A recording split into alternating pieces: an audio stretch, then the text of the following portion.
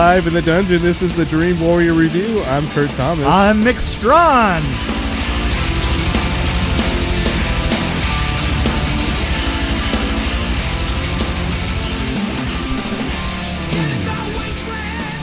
Yep. Security guard David Dunn uses his supernatural abilities to track Kevin Windlecrum, a disturbed man who has 24 personalities.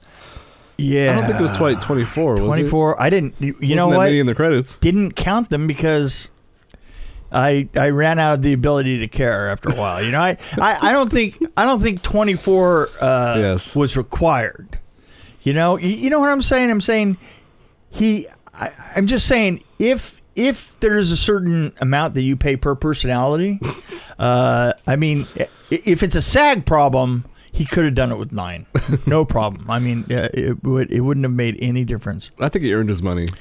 I think he was good. I think he was good. He was amazing. How do you pronounce his name? McAvoy? McAvoy. That's right. Yeah, no. Just watching him was the best, practically most exciting thing. The only thing worth watching other than the girl, right? Yeah. Because the girl had kind of a compelling role in it, and he was just fascinating to watch. Bruce Willis. You're talking about Sarah Paulson, Dr. Ellie. No. The other girl. The other girl. Yeah. No, she was compelling. She definitely had a more compelling story than the other one. I did not like. Yeah, the one that was Anna playing Taylor. the doctor just didn't care about her at all. I mean, I've seen her in other things and I like her. Like I saw her in American Horror Story. She's pretty good in that. I understand. I mean, the character. But the character in this was just flat and terrible, and was basically there for reams and reams of exposition. Well, I think there was one scene that I said that was the worst scene in this movie so far, and it was the one with M. Night Shyamalan in it. Oh yeah! Oh boy! And I don't think it got any better from there. Really, he's a fart every time he's in his own films. Yeah, no, it's really it's funny because the guy who passed away recently, Spider-Man, Stan Lee. Yeah. Stan Lee was a terrible actor. Well, but he made it funny. He made it funny, and it was also a little bit it was a camp little piece that he did for each one. M. Night Shyamalan tries to come in as a character on each one, and it's like, oh, dude, really? Man, you know what? As an actor, you're a great director. Mm-hmm. See, I liked how Alfred Hitchcock did it. He would just kind of walk through a scene. Yeah, just walk through a scene. Or just be in the background. Yeah, I mean, exactly. Not say anything. M. Night shouldn't. No. No. And so let's just say I loved Unbreakable. Yeah. And I didn't see Split. Split was amazing. I think we talked about that. Split was amazing. So this had unreleased footage from Unbreakable in it. Did it? And I couldn't really place what it was, but oh yeah, sure. It was him in the chairs leaning over. Yeah. Leaning over. Okay. And, yeah. It was interesting because there are stories there that we already have that were immensely better than this film, and just immensely more entertaining, can I say? I mean, this film wasn't particularly entertaining. I don't know. It was trying to it felt longer than it was. Well, it you know what? It felt like it was trying to say something serious and not making us care about it whatsoever. Well, I think I took a couple micro naps here and there. Yeah, that's I was already tired. And by the way, in my defense, I was already kind of tired. And you know what was really funny is when you were there was a part where you were actually snoring for a second, yeah. But here was the thing: is on the screen was Sam, his character, the guy that looks like he's Mr. in a Glass. coma, Mr. Glass. Yeah. And I couldn't tell. I swear, I flashed. I went, "Wow, is he snoring?" And then I realized it was you snoring. I was in a meta loop. But it was like a second though. It was like because it was a quick snore, wasn't it? Yeah, it was. It was like, it's like the snore that woke you up. Yeah. I was thinking, wow, that's a meta loop right there. And actually, that did me a lot of good because from that point on, I was wide awake. It's the panic. I was like, how long have I been? Well, I didn't miss anything. I sure hope there wasn't a drain there. So that's how much stuff was in this movie. I didn't miss a thing. Yeah, you really didn't. And I followed the whole thing. It's like, okay. There was also, you have to admit, there was something about the fact that, I mean, I don't necessarily want to do any mocking here, but this film only made it from one building into its own parking lot. Yeah. That's it. And you felt like you were being stopped at the parking lot, right? Right, exactly. I was like, oh, geez. It's like, oh, that's it. That's as far as we're going. We're going to the parking lot, right? Oh, man. Yeah, it was slow. It was... I think it was well written, though. It just was drawn out. Yeah, but you know what? Obviously, they've been working on this for a while. I know, but for one thing, I have to say that they were trying to sell it as a superhero film. Yeah, and I'm not sure that it was a superhero film. Basically, it was kind of a soliloquy on the ins and outs of being or not being a superhero. Are you normal or do you have superpowers? Exactly. And if you have superpowers, call this number. We'll take care of that for you. Yeah. I don't know. I'm kind of indifferent about the whole movie. It's weird to say that. I mean, I was actually kind of excited because the trailers made it look exciting. And yeah, then also they did. I've always liked this group of people. Well, yeah, no, there's no doubt. You expect, but let's face it. Even when you saw certain characters in this film that were kicking ass, right? For instance, Bruce Willis, right? Let's say Bruce Willis. Oh, yeah. Bruce Willis was in here kicking ass, but it just didn't look very spectacular. You know, I mean, there was a couple of things that McAvoy did that did. Now, his physicality. Yeah. You know, I mean, how he changed his body, like how he was standing and everything. Yeah, his own pure raw physicality is really something to see. But you know, Bruce Willis was. It was like he was trying to tamp his flame, and by the end of it, I was like, I was thinking, you know, he just kind of looked old. It was like a dad trying to beat up the boyfriend. Yeah. His daughter's boyfriend. Exactly. You know, and it wasn't going well. It wasn't going well. Yeah, no, it was. Yeah, there was something, and there was allusions to greatness for him. Yeah. That were not present. I mean, you know, he wasn't following up. And the funny thing is I was thinking to myself, well, he's looking kind of old. And then he was acting kind of old too. So in the end, I was like, you know. The one thing that was missing, they should have had an ending with a giant monster like Cloverfield. Right.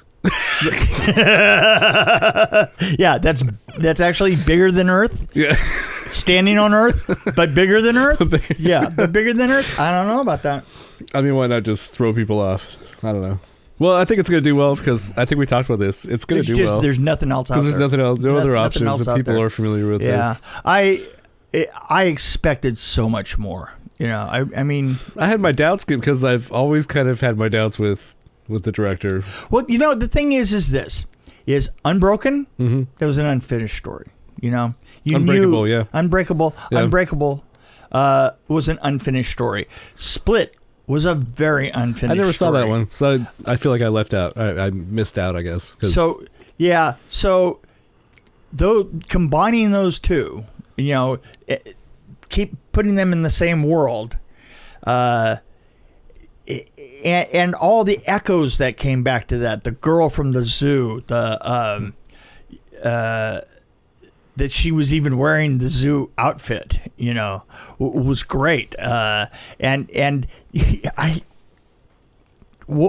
and this is just kind of a personal thing, but when she talked about she managed to get her dad in prison and stuff like that, at the very end of Split, and I know you haven't seen it, but at the very end of Split, there's a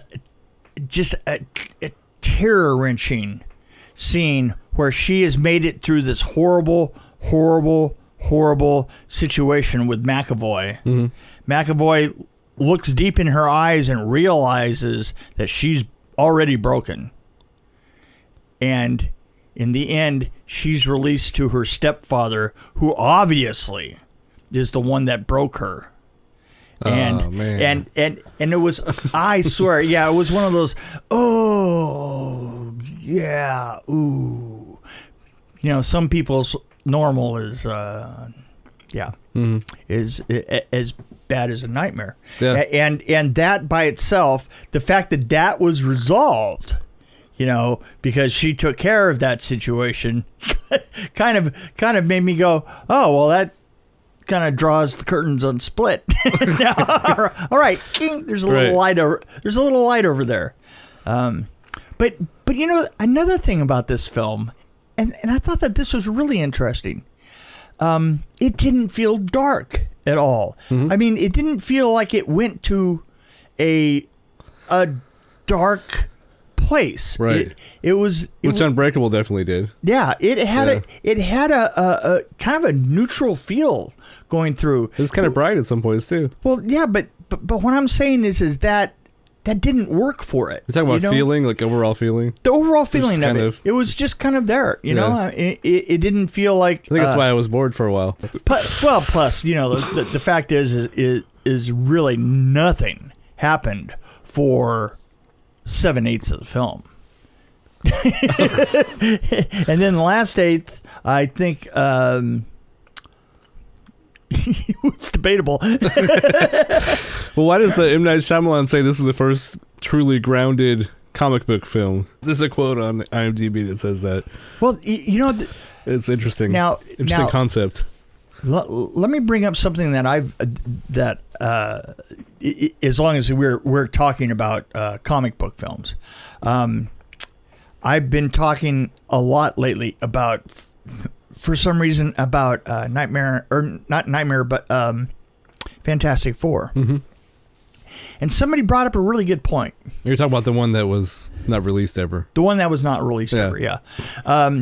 Which a lot of people really like that film. Yeah. And I think it's almost unwatchable. But here's the thing I have to say about it is that the story and the production design of it are very comic-like. And I don't know that I've seen as comic book a looking film as that. I mean, we had no money and we actually achieved that, you know, the panel look of the original cartoon. And what has made me think of is that all the Marvel films do not look like comic books. No. That. Why would I think? Maybe he means grounded in reality, I guess, or closer to reality. Well, here's the thing that I don't know what he means. Here's exactly, the thing that I was going to point out. Trying to figure it out is that there was something about the look of this that was a little bit closer to a comic book than most of them often are. Right. It was very clean, very graphic, very you know, like we were in the pink room. Yeah. For pink room.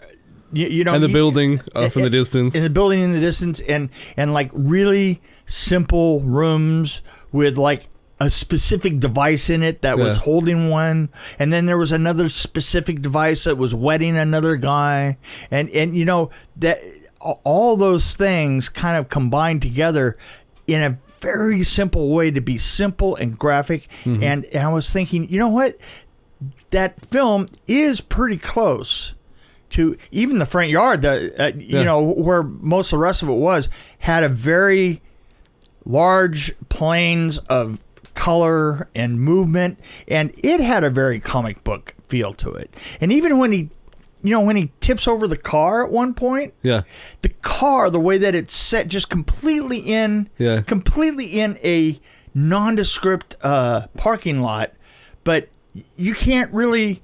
It's not like there are a bunch of other cars close to it or anything like that. Yeah. It's like they were very careful to be very graphic about this, and that is probably the closest other film I've seen to getting a look that comes from a comic.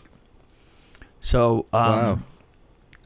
And that's not just my opinion. I've had a lot of people tell me that Fantastic Four that it looks more like a comic book than anything else. But I have to give this one credit for that it had a look of a comic book.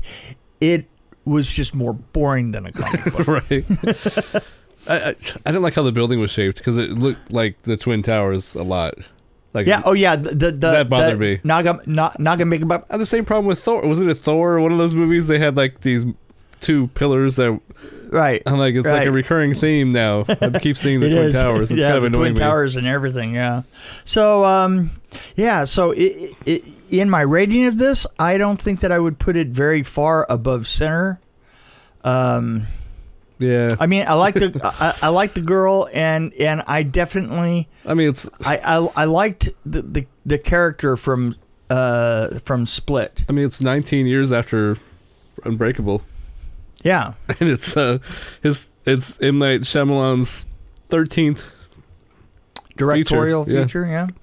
But I think I've only liked maybe the first 5. Maybe. Yeah. I mean, it's like I don't know what happened to him. It's really funny. Lady in the Water was where he took a turn for me, and I'm like, okay, whatever. Well, I don't know.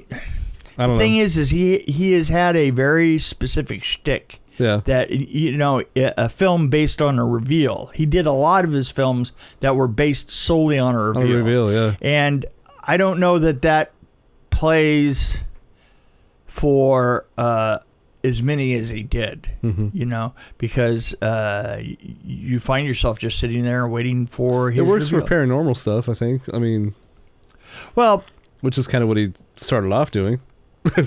Yeah, but not as singular. Something like paranormal is not as singular as his. I'm talking about like anything like his movies were kind of paranormal. Well, the one with Bruce Willis. I see dead people. Mm-hmm. Like you said, there's a reveal there, right? For sure, right. But it's a singular reveal. Right. It's not. It's. But don't you think that kind of works with that kind of movie? With a movie that's I think it did. It does, but I think that it's a hard thing to sustain. It's a hard thing to make. It can't just be all you do. It's a hard thing to make a career out of. Yeah. Yeah. And he was doing. I mean, The Village. Yeah, The Village. Unbroken, The Village was kind of a disappointment for me because I was actually interested in that one when it came out. Yeah. Then I went to see it. I was like, eh. Unbreakable. Unbreakable. I liked more than I thought it would. Yeah. But yeah, but it also had that reveal. Wasn't spectacular. Yeah. Yeah, The Village was kind of weird. It was like I think that Split. Yeah. Now to tell you, Split was. That's the one I didn't probably see. One of his best films. Was probably one of his best films. So anyway, putting myself back into center here. Yes. It's center. What's the middle?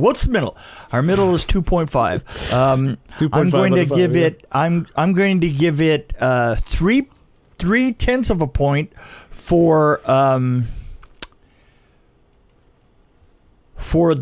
the girl, and I'm going to give it 4/10 of a point for McAvoy. So that's 7/10 to 2.5 puts me at 3.2, and then I'm going to subtract 3 because I think it only deserves 2.9.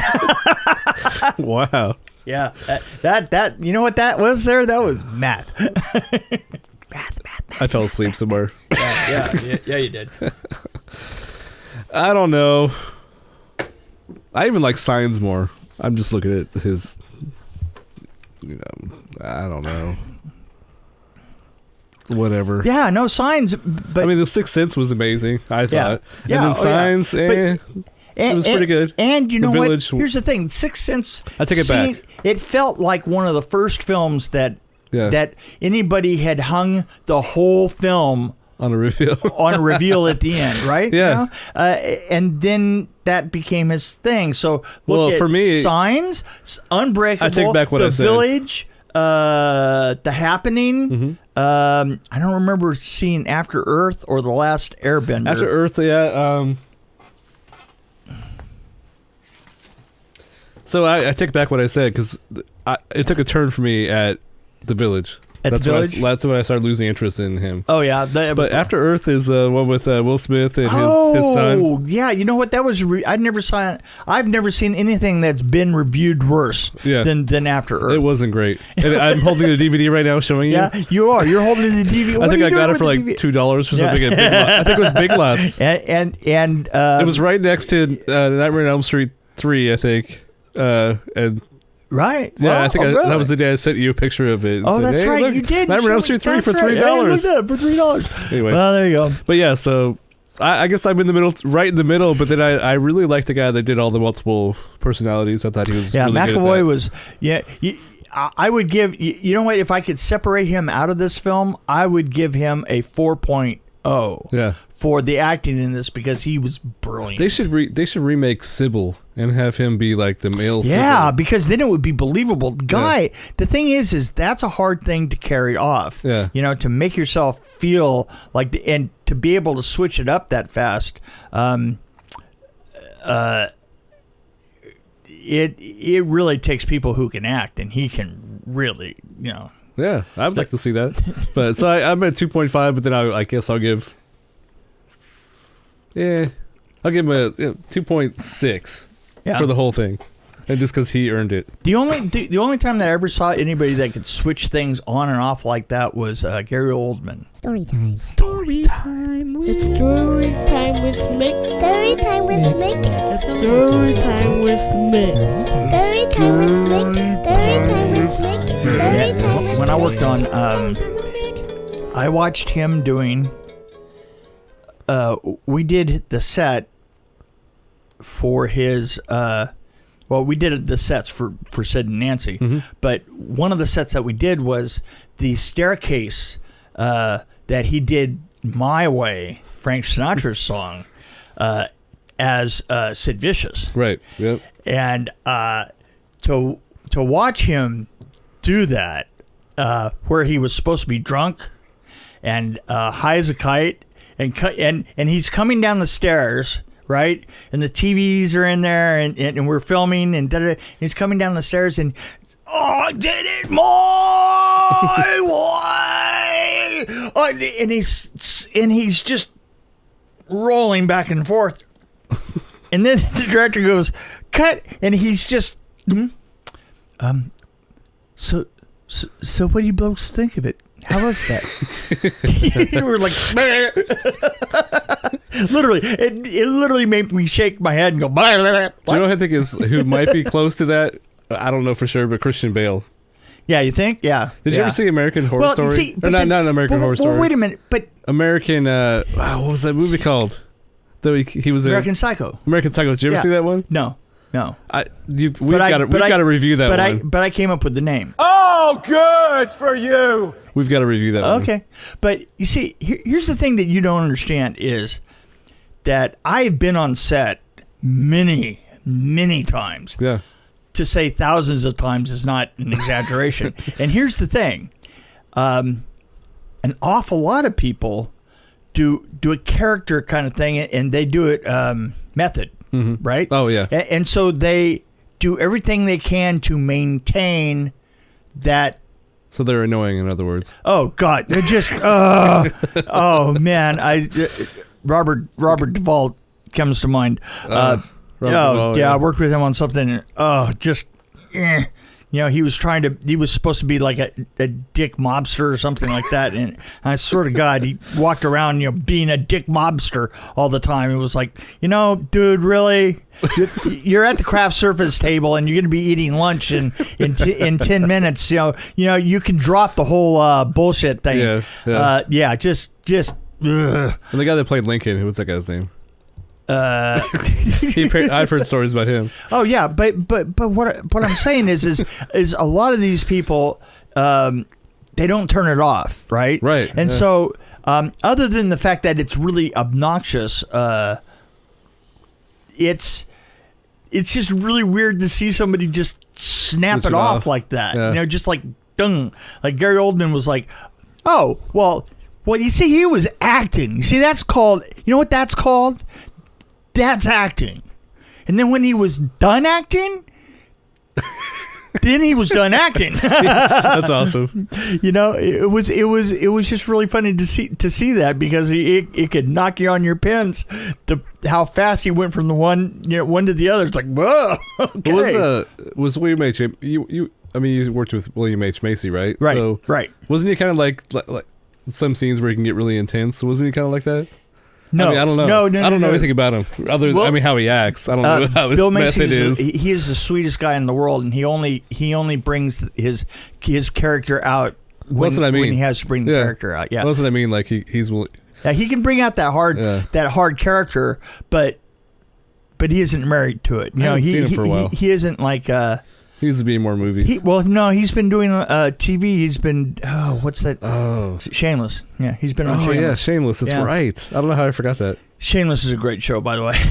That's one of those shows I just haven't gotten around to. But Bill Macy was just really, just a normal human being. Mark Wahlberg, very, very normal. Just like he would turn it off. I mean, he wouldn't turn it off quite as fast as Oldman. Oldman just freaked you out. It was like it really was like a light switch. Yeah, it was literally like a light switch. Wow. But Bill Macy, he would carry it while he was on the scene through the set, right? On the set while he'd carried that on. But once he came off the set, he was a normal human being, which a lot of these guys aren't. So anyway, were there any females that you work like that?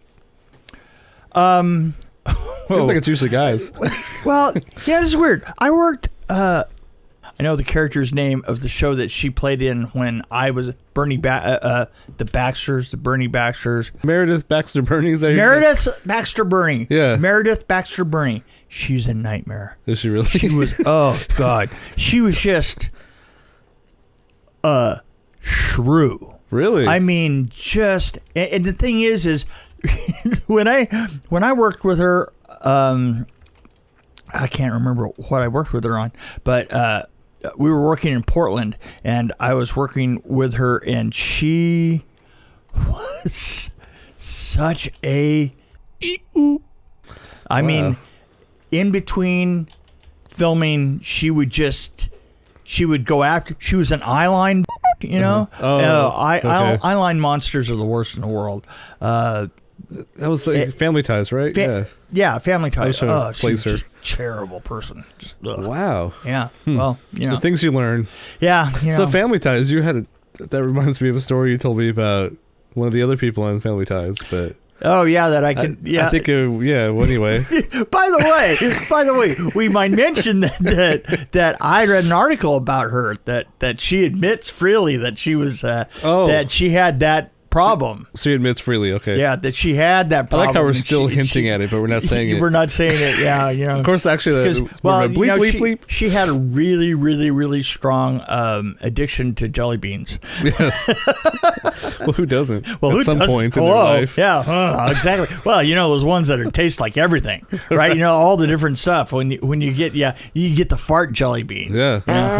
Actually, my 5-year-old actually bought some booger flavored jelly beans recently. They were, yeah. Oh, those are the best. And I actually tried one. Those are the best. Yeah. What's wrong with me? Anyway. So what are you at? Here I was. I've been. Oh, I rated it. You did? Yeah. Yeah. What'd you rate it at? 2.6. 2.6. So you're even underneath me. Well, I started at 2.5, but then I. Then you talked yourself up? Yes. Wow. Well, because of the guy that played 25 or whatever. One thing I've heard that a lot of people that think that our rating thing is just a sham. It's just that word. Just I've said it was a sham before. I mean, so well, yeah. Hello, duh. They're not alone. And that's what makes it funny, because if you ask me tomorrow would I rate this film, I'll give you a completely different answer, and I probably will love it. Yeah, I'll say, "Oh, it was great." Oh, yeah, thumbs up. Hey, when it's better than thumbs up. I mean, it's better than Siskel and Ebert. Yeah, no, it is because it's infinitely more confusing. And we started off with that. You should see this, or you shouldn't see it. That's basically where we started. Yeah. With it. Well, I think the first 3 or 4 shows that we did that we didn't even we would get to the point. Well, would you rate this? And you go like, why are we supposed to rate these? I don't know. I have no idea. I think we're doing a podcast. Yeah. And people actually care about what we think, maybe. Well, maybe not. The funny thing is, I had been thinking about it recently. As I see the numbers crawl up and up and up and up on this, and I think about, somebody asked me, so why did you start a podcast? I actually got that question not long ago in an interview. And I'd be damned if I could actually come up with a reason, because I was like, well, I don't know. I said, we went to a movie once, and we were talking about it. I said, I pointed at him, and I said, you know what, you and I are going to go to a movie. And then I made it happen. And then on the way back, we were just talking about the movie. Yeah. And we decided to keep talking into mics. And the worst thing is we tried it out with, I think it was Annabelle. Annabelle, that's right. And we never released that because it sounded so crappy. Yeah, it's pretty bad. That was before we had these $8,000 mics we used. Yeah. Not really. Exactly. I'm exaggerating quite a bit. Exactly. How do we get this great sound? It's because it's a dungeon. Yes. It's a dungeon, yeah. Yeah. I think that... this room makes me nervous because there's all this torture equipment around us, and it makes me perform more, I think. It's like if something bad's going to happen if I don't do well. Well, no, it's like if you don't do a good job, then somebody's going to keep you in here, and it's not going to happen. Well, sometimes I like hanging out in the dungeon, away from things. It's because you can become very attached to the rat. Just listen to the water dripping. You become way too attached to the rat. Well, the rat's very nice. I don't know, sometimes. You gotta be careful. He has his moments. Yeah, well. I think he has multiple personality disorder. Okay. Because he's on the ceiling sometimes. It's really creepy. I think he's got a drug problem. I think that you're mistaking personality disorder for a drug problem. I think he's been drinking.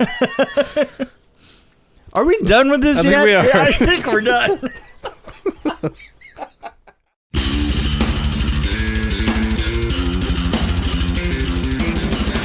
Thanks for joining us on the Dream Warrior Review podcast.